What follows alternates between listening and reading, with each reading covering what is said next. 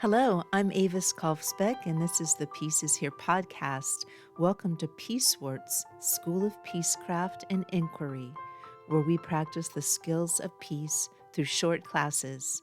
We take the peace work seriously, but not ourselves. If you're joining us mid-school year, you're not late. Orientation begins at episode 198.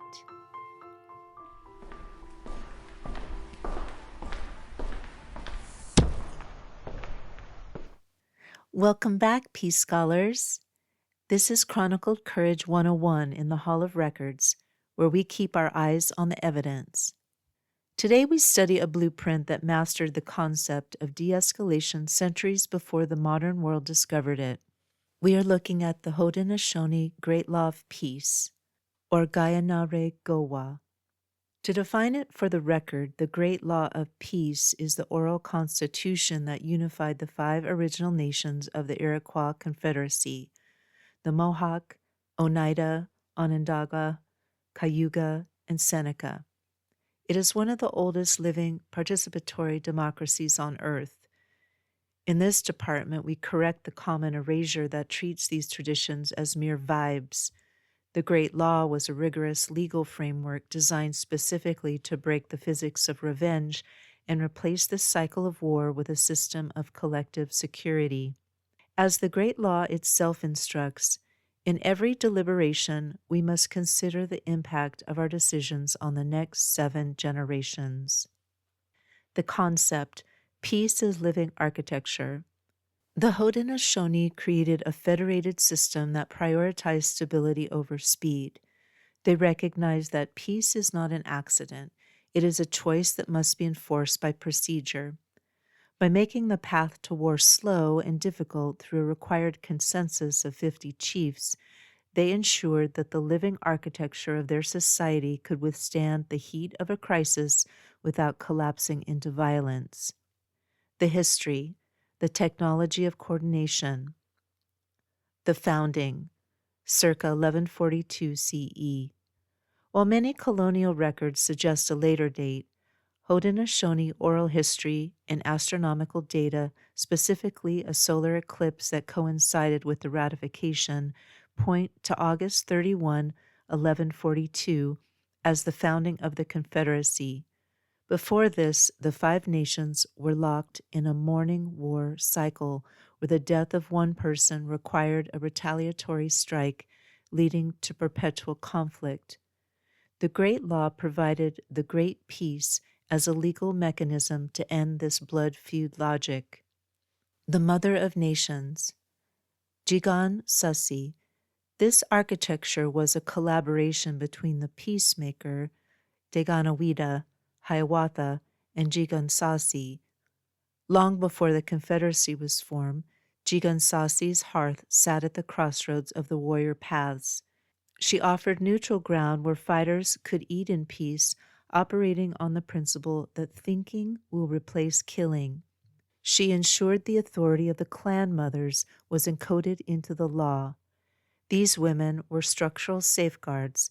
They selected the male chiefs and held the power to dehorn or depose them if they acted aggressively or prioritized short-term glory over peace. The tree and the early warning system. At the founding, the warriors uprooted a great white pine and cast their weapons into an underground stream, a literal, physical commitment to a new way of life.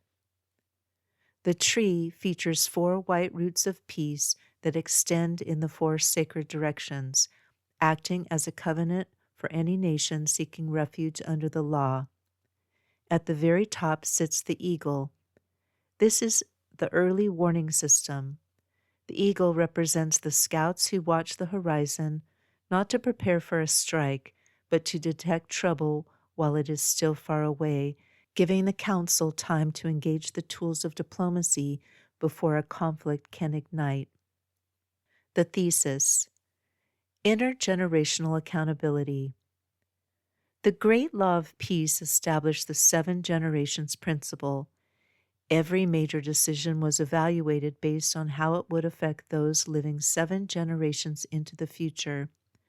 This structurally discouraged the first strike, which usually optimizes for short-term advantage.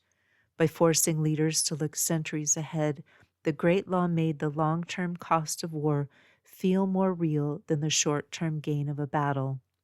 By recovering this record, we see that peace is not an experiment. It is an ancient, proven technology of human coordination. The fact that this system influenced the drafting of the U.S. Constitution, acknowledged by Congress in 1988, proves its durability, even if the peace first intent was often stripped away by those who borrowed the structure. Your homework. 1. Look up the Women's Nomination Belt, part of the wampum records, and find out how it protected the power of the clan mothers. 2. Write down one question about any of this episode's topics. If you don't have a question, just write, "No question." 3. Optional. Journal. Think about a decision you have to make this week.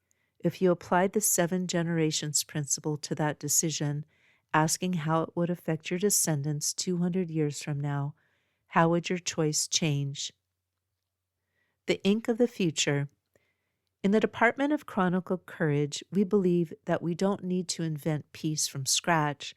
We simply need to remember the blueprints that were already here. History shows us that the roots of peace are still present. They have simply been buried under layers of newer, louder records. Choosing to stand under the shade of a proven system is an act of intellectual courage. Until our next lesson, keep your eyes on the evidence. Class dismissed. Thank you for listening. If you'd like to support the Pieces Here podcast, the most helpful way is to follow it wherever you're listening. It helps share the message with others. You can also support this piecework at my Patreon for $4 a month, about what a used paperback goes for these days.